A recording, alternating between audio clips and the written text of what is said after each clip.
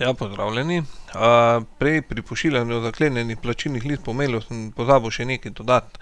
Namreč včasih se zgodi, da nam kateri delavec javi, da pač ni dobil plačilne liste, ne. In zdaj, ker imamo pač tule nastavljeno, da pošljemo kar vsem delavcem, na kak način pa potem spravimo tisto plačilno listo samo do enega delavca, pa da je zaklenjena, ne. V tem primeru greste na plačo, na mesečne podatke, odprete tega delavca in greste na plačilno listo. Zdaj zelo pomemben podatek, če jaz tole odprem, boste videli, tule zgoraj imate e-pošta. Če bi jo poslali na tak način, bi bila plačilna lista odklenjena.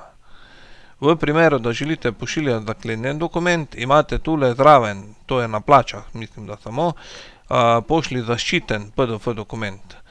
Izberete tole puščico, PDF dokument plačilna lista za delavca in se vam potem seveda odpre mail, kjer je tale priponka tudi zaklenjena, ne. Ker, če bi pošiljali pa direktno preko maila, od tule gor, pa tale priponka ne bi bila zaklenjena. Zato sem vas tole opozoril, ne. To je vse.